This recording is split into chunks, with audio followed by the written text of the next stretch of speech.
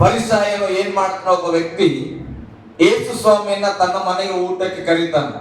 Hallelujah. ಫರಿಸಾಯರಲ್ಲಿ ಒಬ್ಬ ವ್ಯಕ್ತಿ ಏನ್ ಮಾಡಿದನು, ಯೇಸು ಸ್ವಾಮಿಯನ್ನ ತನ್ನ ಮನೆಗೆ ಊಟಕ್ಕೆ ಕರೆದನು. ಕಾರಣ ಏನಂದ್ರೆ, ಯೇಸು ಸ್ವಾಮಿ ಅನೇಕ ಅದ್ಭುತಗಳನ್ನ ಮಾಡ್ತಾ ಇದ್ರು, ಯೇಸು ಸ್ವಾಮಿ ಅನೇಕ ಪ್ರವಾದಗಳನ್ನ ಹೇಳ್ತಾ ಇದ್ರು. ಅಂದ್ರೆ ಮುಂದೆ ನಡೆಯುವಂತ ಸಂಗತಿಗಳನ್ನ ಎಲ್ಲ ಮಾತಾಡ್ತಾ ಇದ್ರು, ವಾಕ್ಯಗಳನ್ನ ಮಾತಾಡ್ತಾ ಇದ್ರು. ಅಲ್ಲಿ ಕುಷ್ಠ ರೋಗಿ ಬಿಡುಗಡೆ ಆಗ್ತಾ ಇದ್ದಾನೆ, ರಕ್ತ ಕುಸುಮ ರೋಗಿ ಬಿಡುಗಡೆ ಆಗ್ತಾ ಇದ್ದಾನೆ, ಕಣ್ಣಿಲ್ಲದವನಿಗೆ ಆತನು ಏನ್ ಮಾಡಿದ್ರು, ಒಗ್ಗಳನ್ನ ಒಗಿದು ಆ ಮಣ್ಣಚ್ಚಿದ್ರೆ ಏನಾಯ್ತು, ಕಣ್ಣು ಬಂತು. ಹಲ್ಲೆಲೂಯಾ. ಇಷ್ಟೆಲ್ಲ ಅದ್ಭುತಗಳನ್ನ ಮಾಡುತ್ತಾ ಇರುವಾಗ ಫರಿಸಾಯರಲ್ಲಿ ಒಬ್ಬ ಮನುಷ್ಯನಿಗೆ ಆಲೋಚನೆ ಬರ್ತದೆ, ಯೇಸು ಸ್ವಾಮಿಯನ್ನು ಇವತ್ತು ನಮ್ಮ ಮನೆಯಲ್ಲಿ ಕರ್ಕೊಂಡು ಬಂದು ನಾನು ಏನ್ ಮಾಡ್ಬೇಕು, ಉತ್ತಮವಾದ ಭೋಜನವನ್ನ ಕೊಡಬೇಕು. ಹಲ್ಲೆಲೂಯಾ. ಹಾಗಾದ್ರೆ ಆತನ ಆಲೋಚನೆ ಒಳ್ಳೆದ ಕೆಟ್ಟದ್ದು? ಒಳ್ಳೆದಲ್ಲ. ಒಬ್ಬ ಮನುಷ್ಯ ಒಬ್ಬ ಉತ್ತಮವಾದ ಕೆಲಸ ಮಾಡ್ತಾ ಇರುವನ್ನ, ಸೇವೆ ಮಾಡ್ತಾ ಇರುವನ್ನ 4 ಜನ, ಸಾವಿರಾರು ಜನ ಗುರುತಿಸುತ್ತಾ ಇರತಕ್ಕಂತ ಒಬ್ಬ ವ್ಯಕ್ತಿಯನ್ನ ಮನೆಗೆ ಊಟಕ್ಕೆ ಕರೆದುಕೊಂಡು ಹೋಗುವಂಥದ್ದು ಒಳ್ಳೆಯ ಕಾರ್ಯ. ಹಲ್ಲೆಲೂಯಾ. ಇವತ್ತು ಕೂಡ ಅನೇಕರ ಹಾಗೆ ಉತ್ತಮವಾದ ಸೇವಕರು ಎಂಬುದಾಗಿ ಹೆಸರುಗೊಂಡಿದ್ರೆ, ಉತ್ತಮವಾದ ವಾಕ್ಯಗಳನ್ನು ಹೇಳುವವರಾಗಿ ಸೇವಕರಾಗಿದ್ರೆ ಸೇವಕರನ್ನ ಏನ್ ಮಾಡ್ತಾರೆ, ನಮ್ಮ ಮನೆಯಲ್ಲಿ ಊಟ ಮಾಡ್ಲಿಕ್ಕೆ ಕರ್ಕೊಂಡು ಹೋಗ್ತೇವೆ. ಹಲ್ಲೆಲೂಯಾ.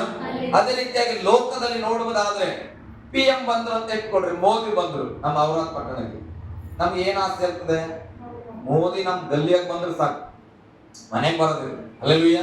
ಅಕಸ್ಮಾತ್ ಯಾರಾದ್ರೂ ಮನೆಯಲ್ಲಿ ಮೋದಿ ಅವರು ಊಟ ಮಾಡ್ಲಿಕ್ಕೆ ರೆಡಿ ಇದ್ದಾರೆ, ಯಾರಾದ್ರೂ ಅಡಿಗೆ ಮಾಡ್ತಾರೆ ಅಂದ್ರೆ ಹೆಂಗಿರ್ತದ, ಸಾಲ ಮಾಡಿ ಯಾರ ಅಡಿಗೆ ಮಾಡ್ತೀವಿ. ಯಾಕೆ, ಇವ್ರ ಮನೆಯಾಗ ಮೋದಿ ಊಟ ಮಾಡ್ಯಾರ ಅಂತ ಅಂದ್ರೆ ಏನಾಗ್ತದೆ, ನಮ್ಮ ಮನೆ ಫೇಮಸ್ ಆಗ್ತದೆ. ಹಲ್ಲೆಲೂಯಾ. ಇವ್ರು ಯಾರು ಗೊತ್ತಾ, PM ಮೋದಿ ಅವ್ರಿಗೆ ಅಡಿಗೆ ಮಾಡಿಸಿದಿಲ್ಲ ಅವತ್ತು, ಅವ್ರು ಇವ್ರು ಅಂತಾರ. ಅಂದ್ರೆ ಒಂದು ಘನತೆ ಬರ್ತದ. ಹಲ್ಲೆಲೂಯಾ. ಎರಡು ರೀತಿಯಾಗಿ ಯೋಚನೆ ಮಾಡೋದುಂಟು. ಒಬ್ಬ ಫೇಮಸ್ ಆಗಿರತಕ್ಕಂತ ವ್ಯಕ್ತಿಯನ್ನ, ಪ್ರಖ್ಯಾತಗೊಂಡಂತ ವ್ಯಕ್ತಿಯನ್ನ ಮನೆಗೆ ಕರೆದು ಊಟ ಕೊಡುವುದರಲ್ಲಿ ನಮಗೆ ಗಣನೆ ಉಂಟಾಗ್ತದೆ. ಹಲ್ಲೆಲೂಯಾ. ಯಾಕೆ ಅಂತ ವ್ಯಕ್ತಿನ ಇವರ ಮನೆಯಲ್ಲಿ ಊಟ ಮಾಡಿ ಹೋಗ್ಯಾರ ಅಂದ್ರೆ ಇವ್ರು ಏನೋ ಸ್ವಲ್ಪ ಶ್ರೇಷ್ಠರು ಅಥವಾ ಶ್ರೀಮಂತರು ಇರ್ಬೋದು, ಒಳ್ಳೆಯವರು ಇರ್ಬೋದು ಅನ್ನತಕ್ಕಂಥ ಭಾವನೆ ಬರ್ತದೆ ಎಂಬುದಾಗಿ. ಹಾಗೆ ಇಲ್ಲಿ ಫರಿಸಾಯನು ಕೂಡ ಯೇಸು ಸ್ವಾಮಿಯನ್ನ ಊಟಕ್ಕೆ ಕರೆದನು. ಎಲ್ಲರೂ ಹೀಗೆ ಊಟಕ್ಕೆ ಕರೀತಾರಂತ ನಾನು ಹೇಳ್ತಾ ಇಲ್ಲ. ಸೇವಕರನ್ನ ಭಕ್ತಿಯಾಗಿ ಕೂಡ ಊಟಕ್ಕೆ ಕರೀತೇವೆ, ಅಥವಾ ಕೆಲವರನ್ನ ಕರೆದು ಊಟ ಮಾಡಿಸಿದ್ರೆ ನಮ್ಗೆ ಏನೋ ಘನತೆ ಇರ್ತದಂತ ಕೂಡ ಕೆಲವರು ಕರೆಯುವುದುಂಟು. ಫರಿಸಾಯ ಇವತ್ತು ನಾನು ನೋಡ್ತಾನೆ, ಕೆಲವು ಕಡೆ ಮೀಟಿಂಗ್ ಗಳಿಗೆ ಹೋದಾಗ ದೊಡ್ಡ ಸೇವಕರನ್ನ ಬರ ಮಾಡಿಕೊಳ್ತೇವೆ, ಯೇಸು ಸ್ವಾಮಿಯನ್ನ ಫರಿಸಾಯನು ಕರ್ಕೊಂಡೋದನು ಊಟಕ್ಕೆ. ನಾನು ಬೈಬಲ್ ಓದುವಾಗ ಅನ್ಕೊಂಡೆ, ಬಹಳ ಒಳ್ಳೆ ವ್ಯಕ್ತಿಯಪ್ಪ ಯೇಸು ಸ್ವಾಮಿನ ಊಟಕ್ಕೆ ಕರೆದನಂತ. ಲೂಕನ ಬರೆದ ಸುವಾರ್ತೆ 7ನೇ ಅಧ್ಯಾಯ 36ನೇ ವಚನ ಓದಿ. ಫರಿಸಾಯರಲ್ಲಿ ಒಬ್ಬನು ಆತನನ್ನು ತನ್ನ ಜೊತೆಯಲ್ಲಿ ಊಟ ಮಾಡಬೇಕೆಂದು ಬೇಡಿಕೊಂಡಾಗ ಆತನು ಆ ಫರಿಸಾಯನ ಮನೆಗೆ ಹೋಗಿ ಊಟಕ್ಕೆ ಒರಗಿಕೊಂಡನು. ಹಲ್ಲೆಲೂಯಾ. ಒರಗಿಕೊಂಡರು ಅಥವಾ ಕೂತುಕೊಂಡರು, ಬೈಬಲ್ ಅದೇ ಅರ್ಥ ನಿಮಗೆ ನಾನು ಹೇಳ್ತದೆ. ಹೊರಗಿಕೊಂಡ್ರು ಅಥವಾ ಕೂತ್ಕೊಂಡ್ರು ಊಟಕ್ಕೆ. ಹಲ್ಲೆಲೂಯಾ. ಹೊರಕೊಂಡ್ರೆ ಈ ಕಡೆ ಹೆಂಗಾಗ್ಬಿಡ್ತದೆ, ಹೊರ್ಕೊಂಡ್ಬಿಟ್ರೆ ಎಷ್ಟೊಮ್ಮೆ ಅನಿಸ್ತದಲ್ಲ, ಹಂಗಲ್ಲ, ಕೂತ್ಕೊಂಡ್ರು. ಹಲ್ಲೆಲೂಯಾ. ಅಂದ್ರೆ ಅವ್ರ ಊಟಕ್ಕೆ ಬರ್ರಿ ನಮ್ಮ ಮನೆಗೆ ಅಂತ ಕರೆದಾಗ ಯೇಸು ಸ್ವಾಮಿ ಅವರ ಮನೆಗೆ ಊಟಕ್ಕೆ ಹೋಗಿ ಕೂತುಕೊಂಡಿದ್ದಾನೆ. ಹಲ್ಲೆಲೂಯಾ. ಫರಿಸಾಯರಲ್ಲಿ ಒಬ್ಬ ಮನುಷ್ಯನು, ಆ ಮನುಷ್ಯನ ಹೆಸರು ಸೀಮೋನ್. ಏನಾತನ ಹೆಸರು? ಸೀಮೋನನು. ಆ ಸೀಮೋನ್ ಏನ್ ಮಾಡಿದಾನೆ, ಯೇಸು ಸ್ವಾಮಿಯನ್ನ ಮನೆಯಲ್ಲಿ ಊಟ ಮಾಡಿಸ್ಲಿಕ್ಕೆ ಕರ್ಕೊಂಡು ಹೋಗಿದ್ದಾನೆ. ಯೇಸು ಸ್ವಾಮಿ ಹೋಗಿ ಊಟಕ್ಕೆ ಕೂತ್ಕೊಂಡಿದ್ದಾರೆ. ಗಮನಿಸ್ರಿ, ಅಡಿಗೆ ಎಲ್ಲ ಸಿದ್ಧತೆ ಆಗಿದೆ. ಸೀಮೋನನಿಗೆ ಆಸೆ ಏನು, ಯೇಸು ಸ್ವಾಮಿ ಬಂದು ನಮ್ಮ ಮನೆಯಲ್ಲಿ ಊಟ ಮಾಡಿ ಹೋಗ್ಬೇಕಂತ. ಯೇಸು ಸ್ವಾಮಿಯನ್ನ ಮಾತ್ರ ಕರೆದನ, ಶಿಷ್ಯರನ್ನು ಕರೆದನ. ಹಲ್ಲೆಲೂಯಾ. ಯೇಸು ಸ್ವಾಮಿ ಸಂಗಡ ಇದ್ದಂತ ಶಿಷ್ಯರನ್ನು ಕೂಡ ಕರೆದನ. ನೋಡಪ್ಪ, ನಮ್ಮ ಮನೆಗೆ ನೀವು ಜೊತೆಯಲ್ಲಿ, ನಿಮ್ಮ ಗುರುಗಳ ಜೊತೆಯಲ್ಲಿ ನೀವು ಕೂಡ ಬರ್ರಿ ಅಂತ ಕರೆದನ. ಹಲ್ಲೆಲೂಯಾ. ಅದರ ಜೊತೆಲಿ ಹಾಗೆ ಯೇಸು ಸ್ವಾಮಿ ಇವತ್ತು ನಮ್ಮ ಮನೆಗೆ ಊಟಕ್ಕೆ ಬರ್ತಾ ಇದ್ದಾರೆ, ಅವರಿಗೆ ನಾನು ಅಡಿಗೆ ಮಾಡಿಸ್ತಾ ಇದ್ದೀನಿ ಅಂತ ಹೇಳಿ ಈ ಸೀಮೋನನು ಜೊತೆಯಲ್ಲಿ ಇದ್ದಂತ ಸಂಬಂಧಿಕರನ್ನು ಕೂಡ ಕರೆದಿರಬಹುದು. ಹಲ್ಲೆಲೂಯಾ. ನನ್ನ ಕಲ್ಪನೆ, ನಾವು ಹಂಗೆ ಅಲ್ಲ, ಒಬ್ಬ ಪಾಸ್ಟರ್ ನಮ್ಮ ಮನೆಗೆ ಬರ್ತಾ ಇದ್ರೆ ಸೈಲೆಂಟ್ ಆಗಿ ನಮ್ಮ ಮನೆಗೆ ಅಡಿಗೆ ಮಾಡಿ ಅವ್ರಿಗೆ ಕಾಣಬಾರ್ದು ಊಟ ಮಾಡಿ ಕಳಿಸ್ಬಿಡ್ತಾವ, ಮಾಡಂಗಿಲ್ಲ.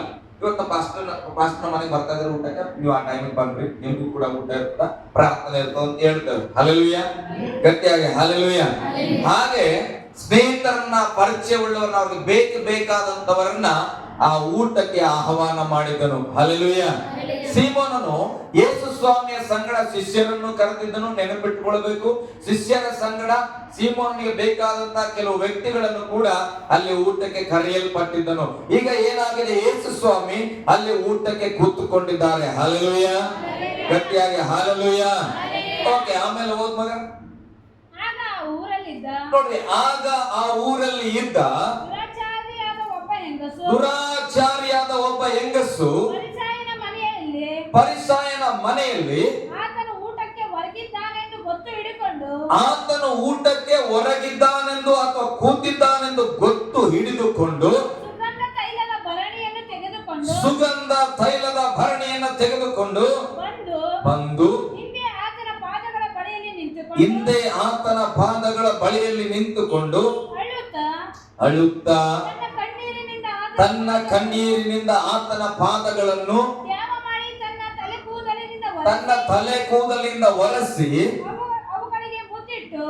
ಆ ಕಾಲುಗಳಿಗೆ ಮುದ್ದಿಟ್ಟು ಆ ತೈಲವನ್ನು ಹಚ್ಚಿದಳು. ಹಲ್ಲೆಲೂಯಾ.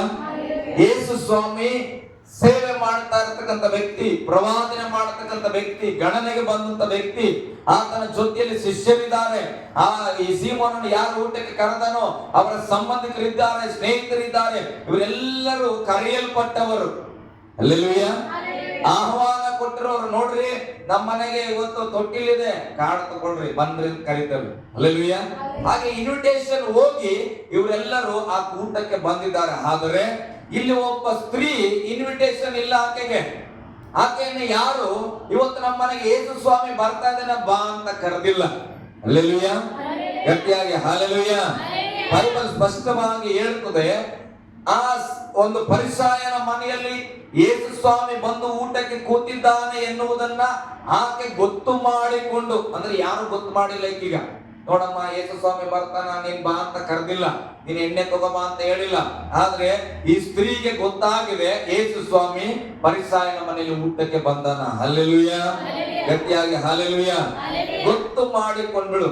ಆದ್ರೆ ಅಲ್ಲಿ ಒಂದು ನೀವು ಗಮನಿಸಬೇಕಾದ ಸಂಗತಿ, ಆಕೆ ಎಂತ ಸ್ತ್ರೀ ಅಂತ, ದುರಾಚಾರಿಯಾದ ಸ್ತ್ರೀ. ಅಂದ್ರೆ ಬೈಬಲ್ ಅಲ್ಲಿ ವಿವರಣೆ ಮಾಡ್ಲಿಕ್ಕೆ ಹೋದ್ರೆ ಸ್ಪಷ್ಟವಾಗಿ ಹೇಳ್ತದೆ, ಆಕೆ ವ್ಯಭಿಚಾರಣೆ ಇದ್ದಿರಬಹುದು ಎಂಬುದಾಗಿ. ಹಲ್ಲೆಲೂಯಾ. ದುರಾಚಾರಿ ಹೆಂಗಸು ಅಂದ್ರೆ ಆಕೆ ತಪ್ಪಾದ ಜೀವಿತದಲ್ಲಿ ಜೀವಿಸತಕ್ಕ ಒಬ್ಬ ಹೆಂಗಸು.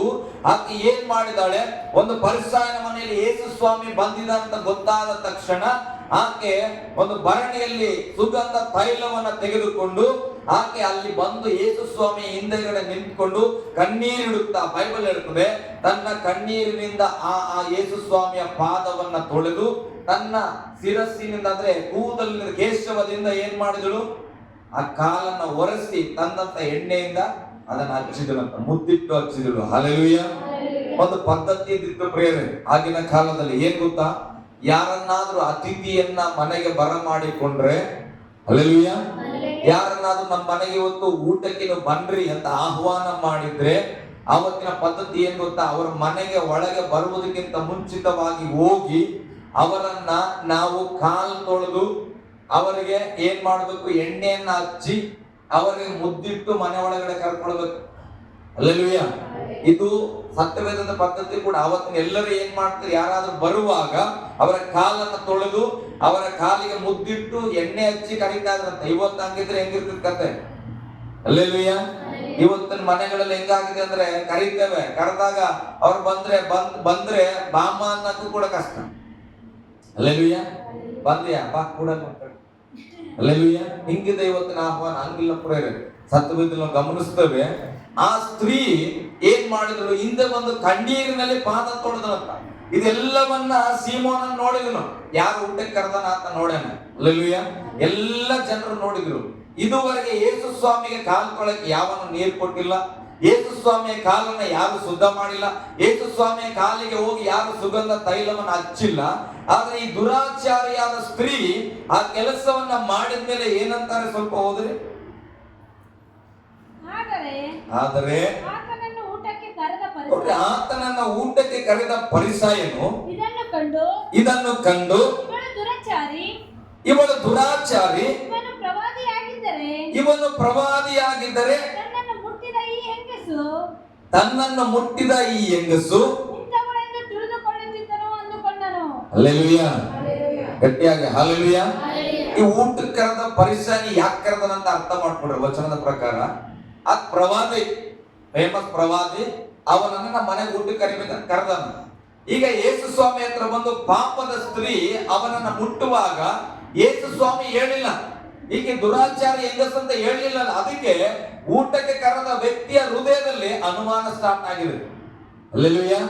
ಇವನೇ ಪ್ರವಾದಿ ಆಗಿದ್ರೆ ಬಂದ ಹೆಂಗಸು ಎಂತವನಂತ ಗೊತ್ತಾಗ್ಬೇಕಿತ್ತಲ್ಲ. ಇವನಿಗೆ ಗೊತ್ತಾಗಿಲ್ಲ ಅಂದ್ರೆ ಈತ ಪ್ರವಾದಿ ಅಲ್ಲ. ಹಲ್ಲೆಲೂಯಾ. ನಾನು ಊಟಕ್ಕೆ ಕರೆದಿದ್ದು ವೇಸ್ಟ್ ಆಗ್ಬಿಡುತ್ತೆ. ಅವನ ಮನಸ್ಸಲ್ಲಿ ಕಲ್ಪಿಸ್ತಾ ಇದ್ದಾನೆ. ಇಲ್ಲಿ ಬೈಬಲ್ ಅಲ್ಲಿ ಗಮನಿಸ್ತೇವೆ, ಇವನು ಪ್ರವಾದಿ ಆಗಿದ್ರೆ ಮುಟ್ಟಿದ ತಕ್ಷಣ ಗೊತ್ತಾಗ್ಬಿಡ್ಬೇಕಿತ್ತು. ಹಲ್ಲೆಲೂಯಾ, ಗಟ್ಟಿಯಾಗಿ ಹಲ್ಲೆಲೂಯಾ. ಯೇಸು ಏನ್ ಹೇಳ್ತಾರೆ ಓದೋಣ. ಅದಕ್ಕೆ ಯೇಸು, ಸೀಮೋನನೇ, ನಾನು ನಿನಗೆ ಹೇಳಬೇಕಾದ ಒಂದು ಮಾತು ಇದೆ. ಸೀಮೋನ್ ಹತ್ರ ಎಲ್ಲದಪ್ಪ ಹೆಸರು ಅಂತ ಗಮನಿಸ್ತೀರಿ? ಇಲ್ಲಿದೆ. ಅದಕ್ಕೆ ಯೇಸು, ಸೀಮೋನನೇ, ನಾನು ನಿನಗೆ ಹೇಳಬೇಕಾದ ಒಂದು ಮಾತಿದೆ. ಹಲ್ಲೆಲೂಯಾ, ಗಟ್ಟಿಯಾಗಿ ಹಲ್ಲೆಲೂಯಾ. ಯೇಸು ಸ್ವಾಮಿಗೆ ಆಕೆ ಪಾಪದ ಸ್ತ್ರೀ ಅಂತ ಗೊತ್ತಿಲ್ಲ ಅಂತಲ್ಲ, ಗೊತ್ತಿದೆ. ಆಕೆ ದುರಾಚಾರ ಸ್ತ್ರೀ ಅಂತ ಗೊತ್ತಿಲ್ಲ ಅಂತಲ್ಲ, ಗೊತ್ತಿದೆ. ಆದ್ರೂ ಕೂಡ ಯೇಸು ಸ್ವಾಮಿ ಒಂದು ಸಾಮ್ಯವನ್ನು ಹೇಳ್ತಾನೆ. ಹೆಚ್ಚಾಗಿ ಸಾಲ ಮನ್ನಾ, ಒಬ್ಬರಿಗೆ 1,00,000 ರೂಪಾಯಿ ಮನ್ನಾ ಮಾಡಿದ್ರೆ, ಒಬ್ಬರಿಗೆ 50 ರೂಪಾಯಿ ಮನ್ನಾ ಮಾಡಿದ್ರೆ ಯಾರು ಹೆಚ್ಚಾಗಿ ನನ್ನನ್ನು ಪ್ರೀತಿಸ್ತಾರ?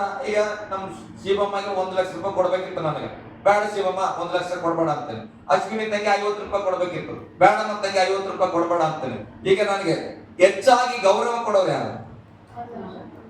50 ರೂಪಾಯಿಗಿಂತ 1,00,000 ಮಣ್ಣಾದ್ರು 1,00,000 ರೂಪಾಯಿ ಮಣ್ಣಾ ಮಾಡ್ರ ನನಗೆ ಪಾಸ್ಟರ್ ಅಂತ ಹೇಳಿ ಅವರ ಗೌರವ ಹೆಚ್ಚಾಗಿರ್ತದ. ಅದಕ್ಕಿಂತ ಇರೋದಿಲ್ಲ 50 ರೂಪಾಯಿ ತಾನೆ ಯಾಕಂದ್ರೆ ಕೊಡ್ತಿದೆ ಅಂತ ಅನಿಸ್ಬೋದು. ಆದ್ರೆ 1,00,000 ನಮ್ಗೆ ಹೇಗಿರ್ತದೆ? ನನ್ನ ಕೈಯಲ್ಲಿ ಕೊಡಕ್ಕೆ ಆಗ್ತಾ ಇರಲಿಲ್ಲ, ಹೇಗೋ ಶ್ರಮಿಸಿದ್ರಲ್ಲಪ್ಪ ಅಂತ ಪ್ರೀತಿ ಹೆಚ್ಚಿರ್ತದೆ. ಅದನ್ನ ಯೇಸು ಸ್ವಾಮಿ ಹೇಳ್ತಾನೆ, ಆಕೆ ದುರಾಚಾರಿಯಾದ ಸ್ತ್ರೀ ಅಂತ ಗೊತ್ತು, ಆದ್ರೆ ಹೆಚ್ಚಾದ ಪಾಪ ಇರುವವಳನ್ನ ಕ್ಷಮಿಸುವಾಗ ಆಕೆಯ ಪ್ರೀತಿ ಹೆಚ್ಚಾಗಿರ್ತದೆ. ಹಲ್ಲೆಲೂಯಾ. ಅದಕ್ಕೆ ಬಂದಾಗ ಈ ಪರಿಶುದ್ಧವಾದವರು ಯಾರು ಆತನ ಕಾಲಿಗೆ ನೀರು ಕೊಟ್ಟಿಲ್ಲ, ಆತನ ಕಾಲನ್ನ ಯಾರು ಒಂದು ಕೇಶವದಿಂದ ಒರೆಸಿಲ್ಲ. ಒಂದು ಉದಾಹರಣೆ ನಾನು ಹೇಳ್ತೇನೆ. ಹೆಣ್ಮಕ್ಳಿಗೆ ಕೂದಲು ಎಷ್ಟು ಪ್ರಾಮುಖ್ಯ ಅಂತೀರಿ? ಇಲ್ಲದೆ ಹೋದ್ರೆ ನಡೀತದ? ಟಕ್ಲು ಮಾಡ್ಕೊಂಡ್ರೆ ಸೂಪರ್ ಕಾಣಿಸ್ತಾರ? ಇಲ್ಲ, ಏನ್ ಬೇಕಾದ್ರೂ ಮಾಡ್ಕೊತಾವ. ಟಕ್ಲು ಮಾಡ್ತಾರೆ ಅಂದ್ರೆ ಏನ್ ಹೋಗ್ ಮಾಡಕ್ ಕೆಲ್ಸ ಇಲ್ಲ ಅಂತ. ಕೂದಲು ಅನ್ನತಕ್ಕಂಥದ್ದು ಹುಡುಗರಿಗಿಂತ ಹೆಣ್ಣು ಮಕ್ಕಳಿಗೆ ಬಹಳ ಶ್ರೇಷ್ಠ. ಅವರ ಸೌಂದರ್ಯವೇ ಕೂದಲಲ್ಲಿದೆ. ಹಲ್ಲೆಲೂಯಾ. ಇವತ್ತು ಕೆಲವು ಹಳ್ಳಿಗಳಿಗೆ ಹೋದ್ರೆ ಚಾಯ್ ಕ್ಯಾಂಟೀನ್ ಇರ್ತದೋ ಇಲ್ಲೋ ಗೊತ್ತಿಲ್ಲ. ಹಳ್ಳಿಗಳಿಗೆ ಹೋಗ್ಬಿಟ್ರೆ ಹೋಗ್ರಿ, ಬೇಕಾದ್ರೆ ನೋಡ್ರಿ, ಒಂದು ಸರ್ಕಲ್ ಸುಮ್ಮನೆ ಒಂದು ರೌಂಡ್ ಹೊಡೆದು ನೋಡ್ರಿ. ಹಳ್ಳಿಗಳಲ್ಲಿ ಹೋದ್ರೆ ಬೇಕಾದ್ರೆ ಚಾಯ್ ಸಿಗಲ್ಲ, ಇಡ್ಲಿ ಹೋಟೆಲ್ ಸಿಗಲ್ಲ, ರೊಟ್ಟಿ ಸಿಗತಕ್ಕಂಥ ಹೋಟೆಲ್ ಸಿಗಲ್ಲ. ಅದು ಎಲ್ಲಾದ್ರೂ ಒಂದು ಗಲ್ಲಿಯಲ್ಲಾದ್ರೂ ಮನೆಯಲ್ಲಾದ್ರೂ ಕೂಡ ಬ್ಯೂಟಿ ಪಾರ್ಲರ್ ಸಿಗ್ತದೆ ಅಲ್ಲ? ಸಿಗ್ತದ ಇಲ್ಲ? ಯಾಕೆ? ಬಹಳ ಇಂಪಾರ್ಟೆಂಟ್ ಅದು. ಹೆಣ್ಮಕ್ಳಿಗೆ ಕೂದಲು ಬಹಳ ಇಂಪಾರ್ಟೆಂಟ್. ಅಂದ್ರೆ ಆ ಕೂದಲು ಅವರ ಸೌಂದರ್ಯವನ್ನ ಎತ್ತು ತೋರಿಸುತ್ತದೆ. ಹಲ್ಲೆಲೂಯಾ. ಆಕೆ ದುರಾಚಾರಿಯಾದ ಹೆಂಗಸಾಗಿದ್ರು ಕೂಡ ಆಕೆ ಸೌಂದರ್ಯವಾದಂತ ಕೂದಲನ್ನ ಯೇಸು ಸ್ವಾಮಿಯ ಪಾದದಲ್ಲಿ ಒರೆಸ್ತಾ ಇದ್ದಾನೆ. ಅದರ ಅರ್ಥ, ನನ್ನ ಸೌಂದರ್ಯವು ನಿನ್ನ ಮುಂದೆ ಏನೂ ಇಲ್ಲ. ಹಲ್ಲೆಲೂಯಾ. ನನ್ನ ಸೌಂದರ್ಯವನ್ನ ನಿನ್ನ ಪಾದದ ಕೆಳಗೆ ನಾನು ಹಾಕ್ತೇನೆ ಸ್ವಾಮಿ ಎಂಬುದಾಗಿ. ಗಟ್ಟಿಯಾಗಿ ಹಲ್ಲೆಲೂಯಾ. ಆಕೆ ಆ ಎಣ್ಣೆಯನ್ನ ತರುವಾಗ ಆ ಎಣ್ಣೆಯ ಕಾಸು ಎಲ್ಲಿಂದ ಬಂದಿರ್ತದೆ? ದುರಾಚಾರಿಯಾದ ಹೆಂಗಸಂದ್ರೆ ಅರ್ಥ ಮಾಡ್ಕೊಳ್ಬೇಕು.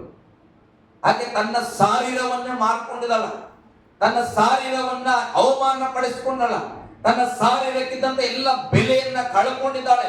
ಆ ತನ್ನ ಶರೀರವನ್ನೇ ಅಡಬಿಟ್ಟು ಸಂಪಾದನೆ ಮಾಡಿದ ಒಂದಷ್ಟು ಹಣವನ್ನ ಈಗ ಆಕೆ ಹೃದಯದಲ್ಲಿ ಪಶ್ಚಾತ್ತಾಪ ಆಗಿದೆ.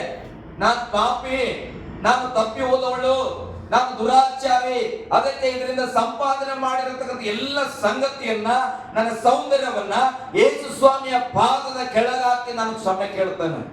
ಹಲ್ಲೆಲೂಯಾ. ಗಟ್ಟಿಯಾಗಿ ಹಲ್ಲೆಲೂಯಾ. ಆಕೆಗಿದ್ದಂತ ಎಲ್ಲ ತನ್ನ ಆಕೆ ಸೌಂದರ್ಯನೇ ಆಕೆಯ ಜೀವನ. ನಿಮ್ಗೆ ಅರ್ಥ ಆಗ್ಬೋದು, ಅರ್ಥ ಆಗ್ಬೋದು. ಇವತ್ತಿನ ದಿನಮಾನಗಳಲ್ಲಿ ಎಲ್ಲರಿಗೂ ಗೊತ್ತಾಗ್ತದೆ. ಕಾರಣ ಇವತ್ತು ಎಷ್ಟೋ ಜನ ಹೆಣ್ಣು ಮಕ್ಕಳು ತನ್ನ ಕುಟುಂಬದ ಪರಿಸ್ಥಿತಿಗಾಗಿ, ಸಾಲದ ಪರಿಸ್ಥಿತಿಗಾಗಿ ತಮ್ಮನ್ನ ತಾವು ವ್ಯಭಿಚಾರದಲ್ಲಿ ನಡೆಸ್ಕೊಡ್ತಾ ಇದ್ದಾರೆ. ಬ್ಯಾಂಗ್ಳೂರಲ್ಲಿ ಹೋದ್ರೆ ಅನೇಕರನ್ನ ಕಾಣ್ತೇವೆ. ಕಾರಣ ಪರಿಸ್ಥಿತಿಗಳು ಆ ರೀತಿಯಾಗಿ ಇದ್ದಂತ ಒಬ್ಬ ಸ್ತ್ರೀ ಪಶ್ಚಾತ್ತಾಪ ಪಡ್ತಾ ಇದ್ದಾಳೆ. ಏನಂತ? ಓ, ನಾನು ಪಶ್ಚಾತ್ತಾಪ ಪಡಬೇಕು. ಯೇಸು ಸ್ವಾಮಿ ಅನ್ನತಕ್ಕಂಥವನು ಪರಿಶುದ್ಧನು. ಆತನ ಏನ್ ಮಾಡ್ತಾರೆ? ಪಾಪಿಗಳನ್ನ ಕ್ಷಮಿಸುತ್ತಾ ಇದ್ದಾನೆ. ಅದಕ್ಕೆ ಆಕೆ ಯಾವ ರೀತಿಯಲ್ಲೆಲ್ಲ ಸಂಪಾದನೆ ಮಾಡಿದ್ರು ಆ ಎಣ್ಣೆಯನ್ನ ತೆಗೆದುಕೊಂಡು, ಆ ದುಡ್ಡಲ್ಲಿ ಎಣ್ಣೆ ತೆಗೆದುಕೊಂಡು ಹೋಗಿ ಯೇಸು ಸ್ವಾಮಿ ಮುಂದೆ ತಗ್ಗಿಸಲ್ಪಡ್ತಾ ಇದ್ದಾಳೆ. ಹಲ್ಲೆಲೂಯಾ, ಗಟ್ಟಿಯಾಗಿ ಹಲ್ಲೆಲೂಯಾ. ಆದ್ರೆ ಯೇಸು ಸ್ವಾಮಿ, ನೀನು ಏನ್ ಪಾಪ ಮಾಡಿದೆ, ನೀನು ಎಲ್ಲಿಂದ ಎಣ್ಣೆ ತಂದೆ ಅಂತ ಕೇಳೋಣ. ಯೇಸು ಸ್ವಾಮಿ ನೋಡಿದ್ದು ಆಕೆ ಹೃದಯವನ್ನು. ಆಕೆ ಹೃದಯ ತಗ್ಗಿಸಲ್ಪಡ್ತಾ ಇದೆ. ಆಕೆ ಹೃದಯ ಎಲ್ಲವನ್ನ ಪಶ್ಚಾತ್ತಾಪ ಪಡ್ತಾ ಇರುವ ಕಾರಣ ಒಂದು ವಚನ ಓದೋಣ. 50ನೇ ವಚನ ಓದ್ರಿ. ಆದರೆ ಆತನು ಆ ಹೆಂಗಸಿಗೆ ನಿನ್ನ ನಂಬಿಕೆಯೇ ನಿನ್ನನ್ನು ರಕ್ಷಿಸಿ ಅದೇ ಸಮಾಧಾನದಿಂದ ಹೋಗು ಎಂದು ಹೇಳಿದನು. ಹಲ್ಲೆಲೂಯಾ, ಗಟ್ಟಿಯಾಗಿ ಹಲ್ಲೆಲೂಯಾ. ಆಕೆ ಬಂದಾಗ ಏನಾದ್ರು ಮಾತಾಡೋಣ ಯೇಸು ಸ್ವಾಮಿ ಹತ್ರ? ಸ್ವಾಮಿ, ನಾನು ತಪ್ಪು ಮಾಡ್ಬಿಟ್ಟಿನಿ, ನನಗೆ ಕ್ಷಮಿಸಪ್ಪ, ನಿನ್ ನಂಬಿಕೆ ಇಟ್ಟಿನಿ, ಮಕ್ಕಳ ನಂಬಿಕೆ ಅಂತ ಹೇಳ ನಂತರ ಏನ್ ಹೇಳಿಲ್ಲ. ಆಕೆ ಬಂದು ಏನ್ ಮಾಡಿದ್ರು?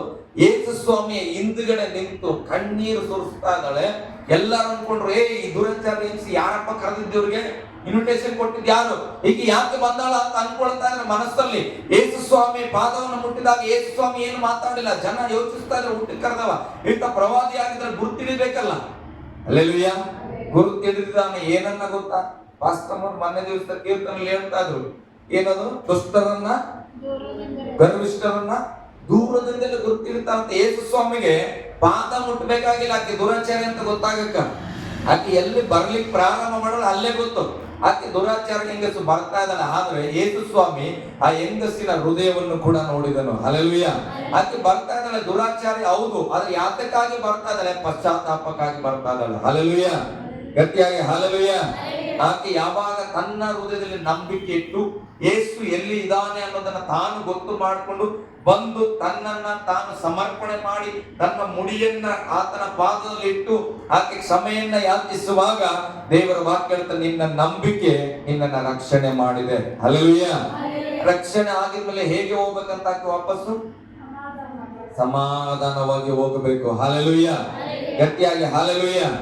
ಯೇಸುವನ್ನ ಊಟಕ್ಕೆ ಕರೆದವರು ಕಾಲಿಗೆ ನೀರು ಕೊಟ್ಟಿಲ್ಲ ಅಲ್ಲ, ಆಹ್ವಾನ ಮಾಡಿ ಅಡಿಗೆ ಸಿದ್ಧ ಮಾಡಿದವರು ಏನ್ ಮಾಡಿದಾರೆ? ಯೇಸು ಸ್ವಾಮಿಗೆ ಏನ್ ಮಾಡ್ಬೇಕು ಅದನ್ನು ಮಾಡಿಲ್ಲ. ಯಾಕೆ? ಅವ್ರ ಉದ್ದೇಶ ಏನು? ಯೇಸು ಸ್ವಾಮಿ ನಮ್ಮ ಮನೆಗೆ ಬಂದ್ರೆ ನಮ್ಮ ಮನೆ ಫೇಮಸ್ ಆಗ್ತದೆ. ಹಲ್ಲೆಲೂಯಾ, ಗಟ್ಟಿಯಾಗಿ ಹಲ್ಲೆಲೂಯಾ.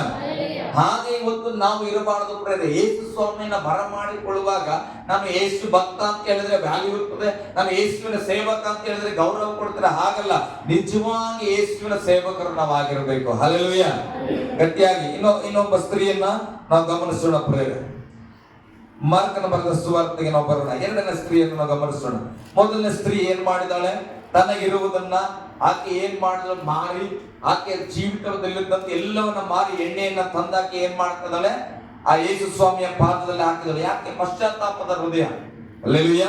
ಮಾರ್ಕನ ಬರೆದ ಸುವಾರ್ತೆ 14ನೇ ಅಧ್ಯಾಯದಲ್ಲಿ 3ನೇ ವಚನವನ್ನು ಓದೋಣ. ಆತನು ಬೆಥಾನ್ಯದಲ್ಲಿ ಕುಷ್ಠರೋಗಿಯಾದ ಸೀಮೋನನ ಮನೆಯಲ್ಲಿ ಇದ್ದು. ಹೌದಾ? ಯಾರ ಮನೆಗೆ?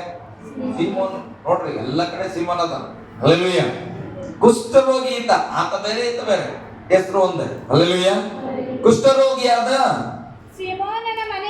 ಸೀಮೋನನ ಮನೆಯಲ್ಲಿ ಇದ್ದು ಊಟಕ್ಕೆ ಕೂತಿದ್ದಾಗ, ಊಟ ಕುಂತರ ಸೇಮ್ ಅಲ್ಲಿ ಕೂಡ ಊಟ ಕುಂತಾರ. ಒಬ್ಬ ಸ್ತ್ರೀಯು ಬಹು ಬೆಲೆಯುಳ್ಳ ಅಚ್ಚ, ನೋಡ್ರಿ, ಒಬ್ಬ ಸ್ತ್ರೀ ಬಹು ಬೆಲೆಯುಳ್ಳ ಅಚ್ಚ ಜಟಮಾಂಸಿ ತೈಲದ ಭರಣಿಯನ್ನು ತೆಗೆದುಕೊಂಡು ಬಂದು ಆ ಭರಣಿಯನ್ನ ಒಡೆದು ತೈಲವನ್ನು ಆತನ ತಲೆಯ ಮೇಲೆ ಹೊಯ್ದಳು. ಹಲ್ಲೆಲೂಯಾ. ಇಲ್ಲಿ ಒಬ್ಬ ಸ್ತ್ರೀ ಬರ್ತಾ ಇದ್ದಾಳೆ. ಆಕೆ ಅದ್ಭುತವಾದಂತ ಒಂದು ಸುಗಂಧ ತೈಲವನ್ನ ಭರಣಿಯಲ್ಲಿ ತುಂಬಿಕೊಂಡು ಬಂದು ಯೇಸು ಸ್ವಾಮಿ ಕುಷ್ಠರೋಗಿಯಾದ ಸೀಮೋನನ ಮನೆಯಲ್ಲಿ ಊಟ ಕೂತ್ಕೊಂಡಿರುವಾಗ ಯೇಸು ಸ್ವಾಮಿಯ ತಲೆಯ ಮೇಲೆ ಆ ಎಣ್ಣೆಯನ್ನ ಒಯ್ದಳಂತ. ಹಲ್ಲೆಲೂಯಾ, ಗಟ್ಟಿಯಾಗಿ ಹಲ್ಲೆಲೂಯಾ. ಅಲ್ಲಿ ಉಯ್ದಾಗ ಬೇರೆ ಜನ ಬೇರೆ ತಿಳಿದ್ರು, ಈಕೆ ದುರಾಚಾರ ಏನ್ಸು ಯಾಕೆ ಬಂದು ಯೇಸು ಸ್ವಾಮಿ ಮುಟ್ಟಿದಳು. ಯೇಸು ಸ್ವಾಮಿ ಮುಟ್ಟಿದ್ರು ಕೂಡ ಯೇಸು ಸ್ವಾಮಿ ಗೊತ್ತಾಗಿಲ್ಲ, ಮನುಷ್ಯರ ಚಿಂತೆ. ಇಲ್ಲಿ ಯೇಸು ಸ್ವಾಮಿಯ ಮೇಲೆ ತಲೆಯ ಮೇಲೆ ಆ ಎಣ್ಣೆಯನ್ನ ಉಯ್ದಾಗ, ತೈಲವನ್ನ ಉಯ್ದಾಗ ಜನರು ಏನಂತಾರೆ ಓದ್ರಿ? ಆದರೆ ಕೆಲವರು ತಮ್ಮೊಳಗೆ ಕೋಪಗೊಂಡು ಈ ತೈಲವನ್ನು ನಷ್ಟ ಮಾಡಿದೇಕೆ? ಹಲ್ಲೆಲೂಯ. ಸಿಟ್ಟು ಮಾಡ್ಬಿಡ್ತಾರ. ಆ ಅಮ್ಮ ತಂದಿರದ ಆ ಅಮ್ಮನ ಮನೆಯಿಂದ ಎಣ್ಣೆ ತಂದಲ್ಲ, ಇವ್ರ ಮನೆಯಿಂದ ತಂದಾರ. ತಂದು ಆ ಅಮ್ಮ ಯೇಸು ಸ್ವಾಮಿ ಮೇಲೆ ಹಾಕ್ತಾ ಇದ್ರೆ ನೋಡೋ ಜನಕ್ಕೆ ಸಿಟ್ಟು. ಈ ಎಣ್ಣೆ ತಗೊಂಡ್ ತಲೆ ಮೇಲೆ ಉಯ್ದು ವೇಸ್ಟ್ ಮಾಡ್ಬಿಟ್ರು. ಹಲ್ಲೆಲೂಯ. ಗಟ್ಟಿಯಾಗಿ ಹಲ್ಲೆಲೂಯ. ಏನಂತ ಇದ್ರೆ ಅವರು ನಷ್ಟ ಮಾಡಿದ್ದೇಕೆ? ಯಾಕೆ ನಷ್ಟ ಮಾಡಿದ್ದು ಅಂತ ಅಂತಾರಂದ್ರೆ ಓದ್ರಿ ಮುಂದೆ. ಇದನ್ನು ನೋಡ್ರಿ, 300 ಹಣಕ್ಕಿಂತ ಅಂದ್ರೆ ಅರ್ಥ 300 ಹಣಕ್ಕೆ ಬೆಲೆ ಬಾಳತ್ತದ. ಎಷ್ಟು ಹಣಕ್ಕೆ ಬೆಲೆ ಬಾಳುವ ತೈಲ ಅದು? 300 ಹಣ. ಎಷ್ಟು ಹೇಳ್ರಿ ಎಲ್ಲ? ಎಷ್ಟು ಹಣ? 300 ಹಣ ಅಂದ್ರೆ ಎಷ್ಟು ಗೊತ್ತಿಲ್ಲ ನಮಗೆ. 300 ರೂಪಾಯಿ ಅಂತ ಇಟ್ಕೊಡ್ರಿ ನೀವು. ಆದ್ರೆ ಆಗಿನ ಕಾಲದಲ್ಲಿ ಒಂದು ದಿನದ ಕೂಲಿ 1 ಹಣ. ಎಷ್ಟು? ರಿಸರ್ಚ್ ಅಲ್ಲಿ ನಾನು ಹೇಳ್ತಾ ಇದ್ದೇನೆ, ಒಂದು ದಿನದ ಕೂಲಿ 1 ಹಣ ಅಂತ. ಆ ಸಂಗತಿಗಳು ನಡೆಯುವಾಗ ಎಷ್ಟು ಹಣ ಇಲ್ಲಿರೋದು? ಎಷ್ಟು ದಿನದ ಕೂಲಿ? 300 ಅಂದ್ರೆ ಹೆಚ್ಚು ಕಡಿಮೆ ಚುಟ್ಟಿ ತೆಗೆದಾಕಿದ್ರೆ 1 ವರ್ಷ ಆಯ್ತು. 52 ಚುಟ್ಟಿ ತೆಗೆದಾಕ್ಬಿಟ್ರೆ, ಭಾನುವಾರ ತೆಗೆದಾಕಿದ್ರೆ 1 ವರ್ಷ ದುಡ್ದಾಳ ಅಮ್ಮ. 1 ವರ್ಷ ದುಡಿದಿರತಕ್ಕಂತ ದುಡಿಮೆಯನ್ನ ಆಕೆ ಸುಗಂಧ ತೈಲ ತಗೊಂಡು ಬಂದಲ್ಲ, ಅದಕ್ಕೆ ಇವ್ರಿಗೆ ಕೋಪ ಬರ್ತದೆ. ಅರೆ 300 ರೂಪಾಯಿ ಬೆಲೆ ಬಾಳ ತೈಲವನ್ನ ತಗೊಂಡ್ ತಲೆ ಮೇಲೆ ಓದ್ಬಿಟ್ಲಲ್ಲಪ್ಪ, ವೇಸ್ಟ್ ಮಾಡ್ಬಿಟ್ಲ ಅಂತೇಳಿ ಕೋಪ ಬರ್ತಾ ಇದೆ. ಕೋಪ ಯಾಕೆ? ಅದನ್ನ ಮಾರಿದ್ರೆ 300 ರೂಪಾಯಿ ನಾ ಬಡವರಿಗೆ ದಾನ ಮಾಡಬಹುದಾಗಿತ್ತಲ್ಲ. ಹಲ್ಲೆಲೂಯ. ಗಟ್ಟಿಯಾಗಿ ಹಲ್ಲೆಲೂಯ. ಇದು ಜನಗಳ ಆಲೋಚನೆ. ಇದನ್ನ ಮಾರಿದ್ರೆ ಬಡವರಿಗೆ ಮಾಡಬಹುದಾಗಿತ್ತು, ತಪ್ಪಿಲ್ಲ ಬಡವರಿಗೆ ಮಾಡೋದು. ಆದ್ರೆ ಯೇಸು ಸ್ವಾಮಿ ಹೇಳ್ತಾನೆ, ಬಡವರು ನಿಮಗೆ ಯಾವಾಗಲೂ ಸಿಗುತ್ತಾರೆ, ಆದ್ರೆ ನಾನ್ ಸಿಗಲ್ಲ. ಹಲ್ಲೆಲೂಯ. ಇವತ್ತು ಕೆಲವರು ಹೇಳ್ತಾರೆ, ದೇವರಿಗೆ ಯಾಕೆ ಕೊಡಬೇಕು? ದೇವರ ರಾಜ್ಯಕ್ಕೆ ಕೊಡೋದನ್ನ ಬಡವರಿಗೆ ಕೊಟ್ಬಿಟ್ರೆ ಆಯ್ತಲ್ಲ. ಹಲ್ಲೆಲೂಯ. ಬಡವರಿಗೆ ನೀನು ಕೊಡುತ್ತಿ, ಬಡವ ಊಟ ಮಾಡ್ತಾನ, ಬಟ್ಟೆ ತಗೋತಾನ, ಆಯ್ತು ಆರಾಮಾಗಿರ್ತಾನ. ಆದ್ರೆ ಸುವಾರ್ತೆ ಯಾರು ಹೇಳ್ಬೇಕು? ಹಲ್ಲೆಲೂಯ. ದೇವರಿಗೆ ಕೊಡತಕ್ಕದರ ಮುಖಾಂತರ ದೇವರ ಸುವಾರ್ಥ ತಲುಪಲ್ಪಡುತ್ತದ. ನಾನು ಹೇಳ್ತೇನೆ, ಬಡವನಾಗಿ ಸತ್ರು ಪರವಾಗಿಲ್ಲ, ಶ್ರೀಮಂತನಾಗಿ ಸತ್ರು ಪರವಾಗಿಲ್ಲ, ಕ್ರಿಸ್ತನನ್ನ ಅರಿಯದೆ ಸತ್ತು ಹೋಗ್ಬಾರ್ದು. ಹಲ್ಲೆಲೂಯ. ಒಬ್ಬ ಬಡವನು ಶ್ರೀಮಂತನು ಮೊದಲು ನಮಗೆ ಸಹಾಯ ಮಾಡುವ ಮನಸ್ಸಿದ್ರೆ ಸತ್ತ ದೇವರನ್ನ ಪರಿಚಯಿಸಬೇಕು. ಹಲ್ಲೆಲೂಯ. ಯಾಕಂದ್ರೆ ಸತ್ತ ದೇವರನ್ನ ಪರಿಚಯಿಸುವಾಗ ಅವರನ್ನ ನರಕದಿಂದ ನಾವು ಬಿಡಿಸುತ್ತಾ ಇದ್ದೇವೆ. ಇಲ್ಲಿ ಯೇಸು ಸ್ವಾಮಿ ಹೇಳ್ತಾನೆ, ನೀವು ಅಂದುಕೊಳ್ಳುವ ಹಾಗೆ ಆಕೆಯನ್ನ ಯಾಕೆ ಬೈತಾ ಇದ್ದೀರಿ? ಈಕೆಯನ್ನ ಬಿಡಿರಿ, ಈಕೆಗೆ ಯಾಕೆ ತೊಂದರೆ ಕೊಡುತ್ತೀರಿ? ಈಕೆ ನನಗೆ ಒಳ್ಳೆಯ ಕಾರ್ಯವನ್ನ ಮಾಡಿದ್ದಾಳೆ. ಹಲ್ಲೆಲೂಯ. ಗಟ್ಟಿಯಾಗಿ ಹಲ್ಲೆಲೂಯ. ಇಲ್ಲಿ ಒಬ್ಬ ಸ್ತ್ರೀ ಹಣವನ್ನ ಕೂಡಿಟ್ಟಿದ್ದಾಳೆ, ಅಂದ್ರೆ 300 ರೂಪಾಯಿ. ನೀವ್ ಯಾರಾದ್ರೂ ಹಣವನ್ನ ಕೂಡಿರೋದಾದ್ರೆ ಯಾತಿಗಾಗಿ ಕೂಡಿಡ್ತೀರಿ? ಈಗ ಜಮಾ ಮಾಡ್ತೇವೆ, ಅಕೌಂಟ್ ಅಲ್ಲಿ ಇರ್ಬೋದು, ಮನೆಯಲ್ಲಿ ಇರ್ಬೋದು, ಒಂದು ಚೀಟಿ ಹಾಕ್ಬೋದು, ಅಥವಾ ಇನ್ನೇನು ಪಿಕ್ನಿಕ್ ಕಟ್ಬೋದು, ಪೋಸ್ಟ್ ಆಫೀಸ್ ಅಲ್ಲಿ ಎಲ್ಲ ನಾವು ಕೂಡಿಡುವಂತ ಯಾತಿಗಾಗಿ ಕೂಡಿಡ್ತೇವೆ? ಮಕ್ಕಳಿಗಾಗಿ ಆಯ್ತು. ಅದೇ ಯಾತಿಗೆ? ಬಂಗಾರ ಅದೇ ಯಾತಿಗೆ ಮಾವೆಲ್ಲ ಏನಕ್ಕಾಗಿ? ಸುಮ್ಮನೆ ಯಾರು ತಿಳ್ಕೊಳ್ಳಂತ ನಾಳೆ ನನ್ನ ಭವಿಷ್ಯ, ನನ್ನ ಉಪಯೋಗಕ್ಕಾಗಿ, ಇವತ್ತಿಗಾಗಿ ಅಲ್ಲ. ಕೂಡಿಡೋದಂದ್ರೆ ಅರ್ಥ ಏನು? ನಾಳಿನ ದಿನದಲ್ಲಿ ಒಂದು ಒಳ್ಳೇದಾಗ್ಬೋದು, ಕೆಟ್ಟದಾಗ್ಬೋದು, ಮದ್ವೆಗೆ ಖರ್ಚಿಗೆ ಬೇಕಾಗ್ಬೋದು, ಅಥವಾ ಮಕ್ಕಳು ಡೆಲಿವರಿ ಮಾಡುವಾಗ ಸಿಜರ್ ಆಗ್ತದೆ. ಇವಾಗೆಲ್ಲ 45,000 ರೂಪಾಯಿ ಕೇಳ್ಬಿಡ್ತಾರೆ. ಅಂದ್ರೆ ಆರೋಗ್ಯ ಉಳಿಸ್ಕೊಳ್ಳಿಕ್ಕೆ. ಅಂದ್ರೆ ಒಬ್ಬ ಮನುಷ್ಯ ಕೂಡಿಡುವಂತ ಯಾತಿಗಾಗಿದ್ರೆ ಭವಿಷ್ಯತ್ತಿನ ಜೀವಿತಕ್ಕಾಗಿ. ಹಲ್ಲೆಲೂಯ. ನಾಳೆ ಅಗತ್ಯತೆಗಾಗಿ ಕೂಡಿಸಿಟ್ಟಾಳೆ. ಈಕೆ ಕೂಡ ಹಂಗೆ. ಒಬ್ಬ ಜಮಾ ಮಾಡೋ ಉದಾಹರಣೆ ಏನಂದ್ರೆ, ನಾಳೆಗೆ ನನಗೆ ಈ ಹಣ ಆಗ್ತದೆ. ಹಲ್ಲೆಲೂಯ. ಈ ಸ್ತ್ರೀ ಹಾಗಾದ್ರೆ 300 ದಿನದ ಸಂಪಾದನೆಯನ್ನ ಕೂಡಿಟ್ಟಿದ್ದಳು. ಆ 300 ದಿನದ ಕೂಲಿಯನ್ನ ವ್ಯರ್ಥವಾಗಿ ಅಂತ ಅಂದುಕೊಳ್ಳದೆ, ಇದು ನನಗೆ ಬೇಕಾಗ್ತದಂತ ಯೋಚನೆ ಮಾಡದೆ, ನನ್ನ ಮಕ್ಕಳಿಗೆ ಆಗ್ತದಂತ ಯೋಚನೆ ಮಾಡದೆ, ಇಲ್ಲಿ ಅಮ್ಮವ್ರು ಹೇಳಿದಾಗ ನನಗೆ ಬಂಗಾರಕ್ಕೆ ಆಗ್ತದಂತ ಯೋಚನೆ ಮಾಡದೆ, ನನ್ನ ಮಕ್ಕಳ ಫೀಸ್ಗೆ ಆಗ್ತದಂತ ಯೋಚನೆ ಮಾಡದೆ, ನಾಳೆ ದಿನ ಆರೋಗ್ಯ ಕೆಟ್ಟಾಗ ದವಾಖಾನೆಯಲ್ಲಿ ಫೀಸ್ಗೆ ಆಗ್ತದಂತ ಯಾವುದನ್ನು ಯೋಚನೆ ಮಾಡದೆ, ತನ್ನ ಭವಿಷ್ಯತ್ತಿಗಾಗಿ ಕೂಡಿಟ್ಟಂತೆ ಎಲ್ಲ ಹಣವನ್ನ ಆಕೆ ಏನ್ ಮಾಡ್ತಾಳೆ? ಒಂದು ತೈಲದ ರೂಪದಲ್ಲಿ ಯೇಸು ಸ್ವಾಮಿಗೆ ಸಮರ್ಪಣೆ ಮಾಡಿದಳು. ಹಲ್ಲೆಲೂಯ. ಗಟ್ಟಿಯಾಗಿ ಹಲ್ಲೆಲೂಯ.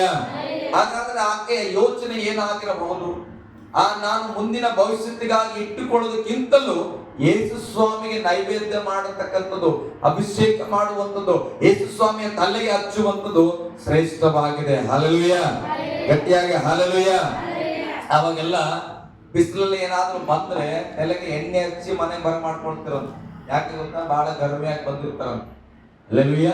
ಇವತ್ತು ನೀರು ಕೊಡೋದು ಕೂಡ ಕಷ್ಟ ಆಗಿದೆ. ಹಳೆಯ ದಿನಗಳಲ್ಲಿ ನೋಡೋದಾದ್ರೆ ಯಾಕೆ ತಲೆಗೆ ಎಣ್ಣೆ ಹಚ್ತಾ ಇದ್ರು? ನನಗೂ ಕೂಡ ಸಣ್ಣ ಉದ್ದಾಗ ನೆನಪಿದೆ. ನಾವು ಆಟ ಆಡಿಯಲ್ಲಿ ಬಂದ್ಬಿಟ್ರೆ ನಮ್ಮ ಅಮ್ಮರಲ್ಲಿ ಏನ್ ಮಾಡ್ರೆ, ಯಾಕೆ ಅಷ್ಟು ಕುಣಿದಾಡಿ ಬಂದಿದೆ ಬಾಯಿಲಿ ಅಂತ ಹೇಳಿ ನಮ್ಮ ಊರಲ್ಲಿ ಏನ್ ಮಾಡ್ತೇವೆ, ಹರಳೆಣ್ಣೆ ಅಂತ ಕರೀತೇವೆ. ನೀವೇನೋ ಕರಿತೀರಿಲ್ಲ ಅದಕ್ಕೆ. ನಮ್ಮ ಮನೇಲಿ ಇವಾಗ ಕೂಡ ಇದೆ, ಬಹಳ ಜಡ್ ಇರ್ತದೆ ಎಣ್ಣೆ. ಆ ಬಿಸಿಲಲ್ಲಿ ಆಟ ಆಡ್ ಬಂದ್ಬಿಟ್ರೆ ಫಸ್ಟ್ ಏನ್ ಮಾಡ್ತಾರೆ, ಕಲೆಗೆ ತೆಗೆದು ಆ ಎಣ್ಣೆಯನ್ನ ಒತ್ತಾರೆ. ಕಾರಣ ಏನ್ ಗೊತ್ತಾ? ಇದರಲ್ಲಿ ಇರತಕ್ಕಂಥ ಗರ್ಮಿ ಎಲ್ಲ ಹೋಗ್ಲಿ ಎಂಬುದಾಗಿ. ಹಲ್ಲೆಲೂಯ. ಯೇಸು ಸ್ವಾಮಿ ಊಟಕ್ಕೆ ಕೂತಿರುವಾಗ ತಗೊಂಡು ಬಂದು ಆ ತಲೆಯ ಮೇಲೆ ಆ ಅಭಿಷೇಕದ ತೈಲವನ್ನ ಹಾಕಿ ಉಯ್ದಳಂತ. ಹಾಗೆ ಯೇಸು ಸ್ವಾಮಿ ಹೇಳ್ತಾರೆ, ಆಕೆ ಒಳ್ಳೆ ಕೆಲಸವನ್ನ ಮಾಡಿದಳೆ, ನನ್ನ ಮರಣವನ್ನ ಕುರಿತಾಗಿ. ಹಲ್ಲೆಲೂಯ. ಒಂದೊಂದೆರಡು ವಚನ ಓದ್ರಿ ಮಗ. ನಿಮಗೆ ಮನಸ್ಸು ಬಂದಾಗ ಅವರಿಗೆ ಉಪಕಾರ ಮಾಡಬಹುದು, ಬಡವರಿಗೆ ಉಪಕಾರ ಮಾಡಬಹುದು. ಆದರೆ ನಾನು ಯಾವಾಗಲೂ ನಿಮ್ಮ ಬಳಿಯಲ್ಲಿ ಇರುವುದಿಲ್ಲ. ಈಕೆಯು ತನ್ನ ಕೈಲಾಗುವಷ್ಟು ಮಾಡಿದ್ದಾಳೆ. ಎಷ್ಟು ಮಾಡಲಾಕಿ? ಆಕಿನ ಕೈಲಿ ಎಷ್ಟು ಮಾಡಕ್ಕಾಗ್ತದೋ ಅಷ್ಟನ್ನು ಆಕಿ ಯೇಸು ಸ್ವಾಮಿಗಾಗಿ ಮಾಡೋಣ. ಹಲ್ಲೆಲೂಯ. ಹೋದ್ರಿ. ಈಕೆಯು ಮುಂದಾಗಿ ನನ್ನ ಉತ್ತರ ಕ್ರಿಯೆಗೋಸ್ಕರ, ಅಂದ್ರೆ ಉತ್ತರ ಕ್ರಿಯೆ ಅಂದ್ರೆ ಸತ್ತಾಗ ಮಾಡತಕ್ಕಂತ ಕ್ರಿಯೆಗಳನ್ನ ನನ್ನ ದೇಹಕ್ಕೆ ಈ ತೈಲವನ್ನು ಹಚ್ಚಿದ್ದಾಳೆ. ಆವತ್ತು ಸತ್ತ ನಂತರ ಏನು ಉತ್ತರ ಕ್ರಿಯೆಗಳನ್ನ ಮಾಡ್ತಾರೋ ಅದನ್ನ ಆಕೆ ಈಗಲೇ ಮಾಡಿದ್ದಾಳೆ. ಹಲ್ಲೆಲೂಯ, ಗಟ್ಟಿಯಾಗಿ ಹಲ್ಲೆಲೂಯ, ಸ್ತೋತ್ರ. ನಾನಿದ್ರು ಓದುವಾಗ ಬಹಳ ಸಂತೋಷ ಕೊಡ್ತ್ರಿ. ತನ್ನ ಭವಿಷ್ಯತ್ತನ್ನೆಲ್ಲ ತಲೆ ಕೆಡಿಸ್ಕೊಳ್ಳೋದು ಹಾಕಿ ಯೇಸು ಸ್ವಾಮಿಗಾಗಿ ತಂದು ಅಭಿಷೇಕ ಮಾಡಿ ಎಣ್ಣೆಯನ್ನು ಉಯ್ಯುವಾಗ ಇಲ್ಲಿ ಗಮನಿಸ್ತೇವೆ, ಯೇಸು ಸ್ವಾಮಿ ಮೆಚ್ಚಿಕೊಂಡನು. ಹಲ್ಲೆಲೂಯ, ಮೆಚ್ಚಿಕೊಂಡನು ಪದ ಹೇಳ್ತಾರೆ. ಮುಂದೆ ಓದ್ರಿ. ಸುವಾರ್ತೆಯು ಸರ್ವಲೋಕದಲ್ಲಿ ಎಲ್ಲೆಲ್ಲಿಯೂ ಸಾರಲಾಗುವುದೋ ಅಲ್ಲಲ್ಲಿ ಈಕೆ ಮಾಡಿದ್ದನ್ನು ಸಹ ಈಕೆಯ ನೆನಪಿಗಾಗಿ ಹೇಳುವರೆಂದು ನಿಮಗೆ ಸತ್ಯವಾಗಿ ಹೇಳುತ್ತೇನೆ. ಎಂತ ವಾಗ್ದಾನ! ಹಾಕಿ 1 ವರ್ಷದ ಕೂಲಿಯನ್ನ ಒಂದು ತೈಲವಾಗಿ ತಂದು ಯೇಸು ಸ್ವಾಮಿಗೆ ತಲೆಗೆ ಹಚ್ಚಿದಳು. ಯೇಸು ಸ್ವಾಮಿ ಹೇಳ್ತಾನೆ, ನನ್ನ ಸುವಾರ್ತೆಯನ್ನ ಲೋಕದಲ್ಲಿ ಎಲ್ಲೆಲ್ಲೇ ಹೇಳ್ತಾರೋ ಅಲ್ಲೆಲ್ಲ ಏನಾಗ್ತದಂತ, ಈಕೆಯ ಸುವಾರ್ತೆ ಕೂಡ ಸಾರಲ್ಪಡ್ತಂತೆ, ಈಕೆಯ ಕಾರ್ಯವು ಅಲ್ಲಿ ಸಾರಲ್ಪಡುವುದು ಎಂಬುದಾಗಿ. ಒಂದು ಉದಾಹರಣೆಗೆ ಹೇಳೋದಾದ್ರೆ, ನಾನು ಬಹಳಷ್ಟು ಕಡೆ ಹೀಲಿಂಗ್ ಬಗ್ಗೆ ನಾನು ಸಾಕ್ಷಿ ಹೇಳುವಾಗ ನನಗೆ ಅಂದುಕೊಂಡೇ ಇರಲ್ಲ, ಆದ್ರೆ ನನ್ನ ಹೆಸರಲ್ಲೇ ದಸ್ವಂತಿ ಆಂಟಿ ಹೆಸರು ಹೋಗ್ಬಿಡ್ತದೆ.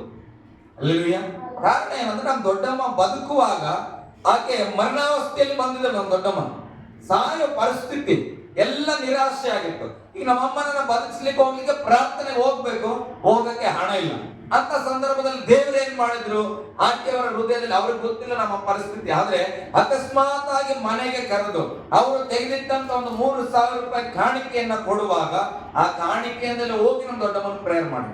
ಹಲ್ಲೆಲೂಯ. ನಮ್ಮ ದೊಡ್ಡಮ್ಮ ಇನ್ನ ಬದುಕಿದ 4 ವರ್ಷಗಳ ಕತೆ ನಾನು ಹೇಳ್ತೇನೆ. ಇವತ್ತು ಕೂಡ ಓಡಾಡ್ತಾ. ಡಾಕ್ಟರ್ ಹೇಳಿದ್ರು ಅವತ್ತೇ ಸತ್ತೋಗ್ಬಿಡ್ತಾಳ. ಹಲ್ಲೆಲೂಯ.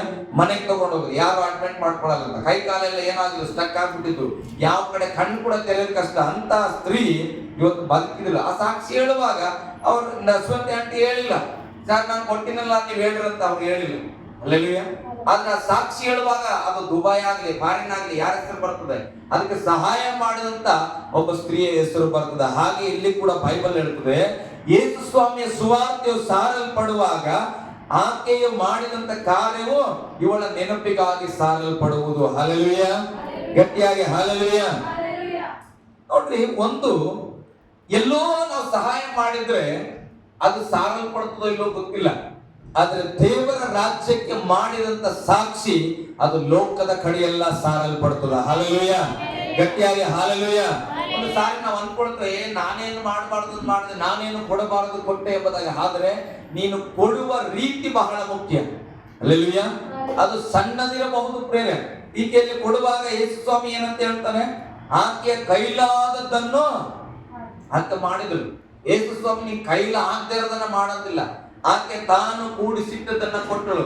ಆ ಒಂದು ತಪ್ಪಾದ ಸ್ತ್ರೀ ಏನ್ ಮಾಡಿದ್ರು, ತಪ್ಪಾದ ಕಾರಣ ಯಾವುದೋ ಕೂಡಿಸಿಟ್ಟಿದ್ರು, ಅದಕ್ಕೆ ಏನ್ ಮಾಡಿದ್ರು, ತನ್ನನ್ನೇ ತಾನು ಯೇಸು ಸ್ವಾಮಿಯ ಪಾದದಲ್ಲಿ ಸಮರ್ಪಣೆ ಮಾಡಿದ್ರು. ನಾನು ಕೇಳ್ತೇನೆ ಪ್ರೇರೆ, ಇವತ್ತು ನನ್ನನ್ನ ನಿಮ್ಮನ್ನ ಗಮನಿಸೋದಾದ್ರೆ ಯೇಸುವಿಗಾಗಿ ನಾನು ಏನ್ ಮಾಡಿನಿ? ಹಲ್ಲೆಲೂಯಾ. ಯೇಸು ಸ್ವಾಮಿ ನಾವು ನೆನಪು ಮಾಡ್ಕೊಳ್ತೇವೆ. ಯೇಸು ಸ್ವಾಮಿ ನನ್ನನ್ನು ನೆನಪು ಮಾಡ್ಕೊಳ್ಳೋಕೆ ಏನಿದೆ? ಹಲ್ಲೆಲೂಯಾ. ಗಟ್ಟಿಯಾಗಿ ಹಲ್ಲೆಲೂಯಾ. ಈ ಇಬ್ಬರು ಸ್ತ್ರೀಯರನ್ನ ನೋಡುವಾಗ ಬಹಳ ಆಶ್ಚರ್ಯ ಅನಿಸ್ತದ. ಮಹಿಳೆಯರು ಏನು ಬಹಳ ಆಸ್ತಿ ಉಳ್ಳವರು ಅಲ್ಲ. ಮೊದಲು ಬಂದಂತ ಹೆಣ್ಮಗಳಂತ ನೋಡಿದ್ರೆ ಎಲ್ಲರೂ ಚೀಮಾರಿ ಆಗ್ತಾರೆ. ಅಂತ ಏನ್ ಮಾಡಿದ್ರು? ಯೇಸು ಸ್ವಾಮಿ ಮೆಚ್ಚುವ ಹಾಗೆ ಆ ಒಂದು ಕಾಲನ್ನ ತೊಳೆದು ಎಣ್ಣೆಯನ್ನು ಹಚ್ಚಿ ಹಾಕಿ ಮುದ್ದಿಟ್ರು. ದೇವರ ವಾಕ್ಯದ ನಿನ್ನ ನಂಬಿಕೆ ನಿನ್ನನ್ನು ರಕ್ಷಣೆ ಮಾಡಿತು.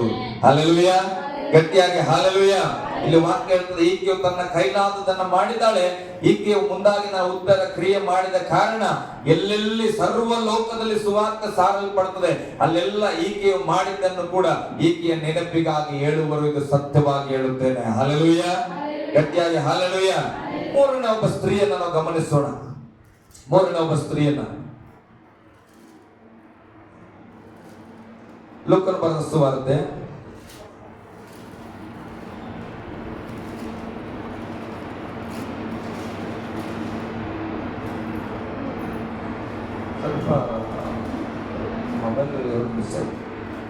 1 ಸೆಕೆಂಡ್ ಕೊಡ್ಬೋದಾ? ಮೊಬೈಲ್ ಕಟ್ ಮಾಡಿ.